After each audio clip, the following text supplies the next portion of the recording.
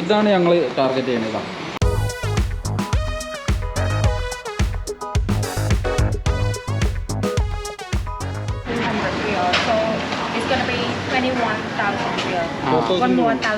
ഒരു 1000 കൂടി വേണം, $5 ആവണം. അപ്പോൾ അവിടെ നിന്ന് വന്നപ്പോൾ 5 പറഞ്ഞിട്ട് ഇതാ വന്നതേ. Hello guys, good morning. നമ്മളിന്ന് പെനോപ്പിലെ ഒരു ജയിൽ വിസിറ്റ് ചെയ്യാൻ വേണ്ടി പോവാണ്. അത്യാവശ്യം നല്ല വർഷങ്ങൾക്ക് മുമ്പുള്ള ജയിലാണ്.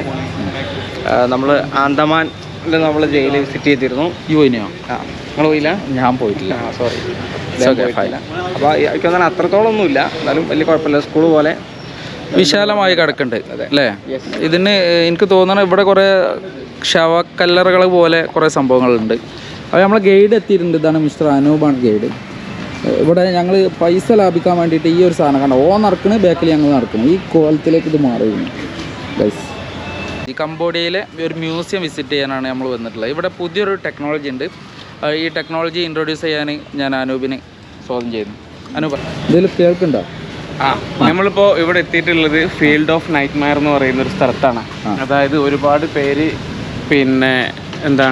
കൊല ചെയ്യപ്പെടുകയും ടോർച്ചർ ചെയ്യപ്പെടുകയും ചെയ്തിട്ടുള്ള ഒരു സ്ഥലത്തിലേക്ക്. അതായത് നമുക്കൊരു വാക്കി ടോക്കി തരും.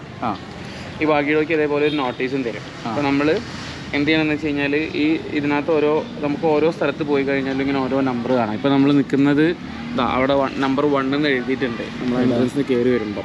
അപ്പം നമ്മൾ 1 എന്ന് പറയുന്ന സ്ഥലത്ത് എത്തുമ്പോൾ ഇവിടെ കണ്ടോ 1 2 3 4 5 6 7 8 അങ്ങനെ നമുക്ക് 32 പ്ലേസസ് നമുക്കിവിടെ സൈറ്റുകൾ നമുക്കിവിടെ കാണാനുണ്ട്.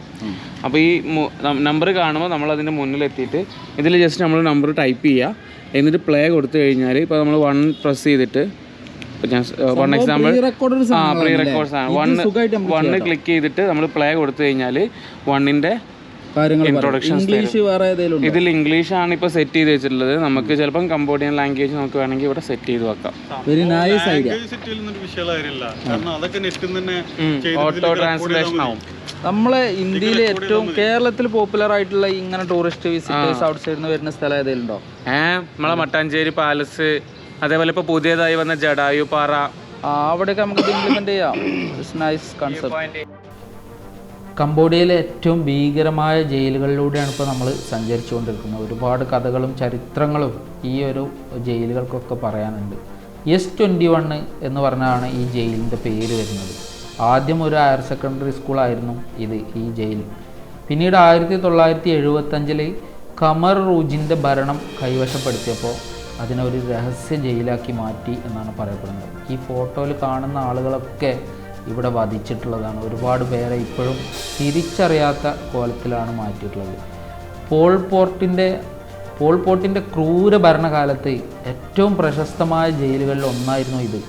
ഇവിടെ 17,000-ലധികം ആളുകളെ ഇവിടെ തടവിലാക്കിയിട്ടുണ്ട്.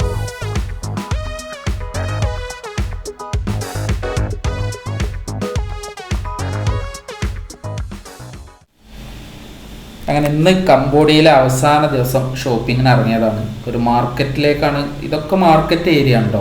ഇവിടെയാണ് ഇപ്പോൾ നമ്മൾ സഞ്ചരിച്ചുകൊണ്ടിരിക്കുന്നത്. ഇവിടെയാണ് നമ്മൾ കാത്തിരുന്ന ഒരു സംഭവം. ഇത് നമ്മൾ പോകുന്ന എവിടേക്കാണ് അറിയുന്നത്? ഇപ്പോൾ ഈ കാണുന്നതൊക്കെ നമ്മളൊക്കെ നാട്ടിൽ മലബാർ ഗോൾഡ് എന്നൊക്കെ പറയുന്ന പോലെ തന്നെ അതിവിപുലമായ സ്വർണത്തിൻ്റെ ശേഖരങ്ങളുള്ള ഓരോ ജ്വല്ലറികളാണ് ഇത് കാണുന്നത്. ഇതിപ്പോൾ നമ്മളെ നാട്ടിലാണെങ്കിൽ AC റൂമിൽ ഇതൊക്കെ AC ആണ് കേട്ടോ. ഇവിടെ ഉള്ളതൊക്കെ AC ആണ്, പക്ഷെ അത് ഷട്ടറൊക്കെ തുറന്നിട്ടാണ്. അപ്പോൾ ഇവിടുത്തെ ഗോൾഡ് ജ്വല്ലറികളാണ് ഇതൊക്കെ. ഈ നിരത്തി വെച്ചിരിക്കുന്നത് മുഴുവൻ സ്വർണ്ണമാണ്. അപ്പോൾ ഇവിടെ വെറുതെ കിട്ടും കരുതിയിട്ടാണ് നമ്മൾ കയറി. പക്ഷേ സ്വർണത്തിന് നാട്ടിലേറെ വിലയാണ് ഇവിടെ. ഈ ഒരു സെറ്റപ്പ് ഇങ്ങനെ കാണുമ്പോൾ ഇത് കുറച്ച് വിലക്കുറവൊക്കെ ഉണ്ടാവുന്നു.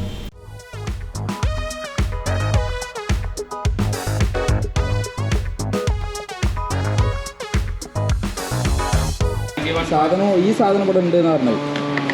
Gold price guys.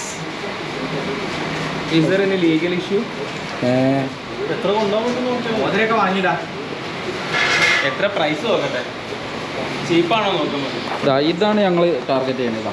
അതില്ല അങ്ങനെയൊക്കെ പറയുമ്പോൾ വേറെ ലെവലാവട്ടെ. ഓക്കെ.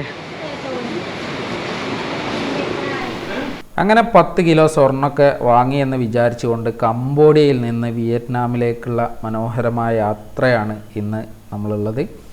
ഈ ഒരു യാത്ര ഞങ്ങൾ യാത്രയാക്കാൻ വേണ്ടിയിട്ട് പോവുകയാണ്. അടുത്തത് നമ്മൾ ബസ് കയറാൻ വേണ്ടിയിട്ടാണ് പോകുന്നത്. അടുത്ത രാജ്യത്തിലേക്ക് ബസ്സിലാണ് ഇവിടെ നിന്ന് പോകുന്നത് കേട്ടോ. അനുഭവം ഓരോരുത്തർക്കും.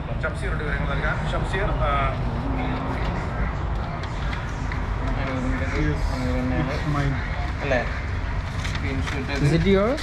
Yes, it is. Yes. അപ്പോൾ അനൂപ് നമുക്ക് എല്ലാം റെഡിയാക്കി തന്നിട്ടുണ്ട്. ഇത് പാസ്പോർട്ട്, വിസ, പിന്നെ ഫ്ലൈറ്റ് ടിക്കറ്റ് ആരെടുത്താ?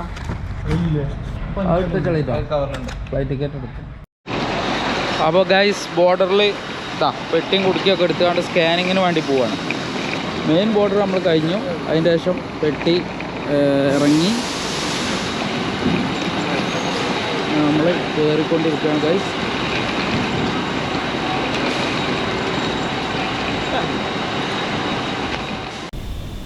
അങ്ങനെ കംബോഡിയയിൽ നിന്ന് വിയറ്റ്നാമിലെത്തി.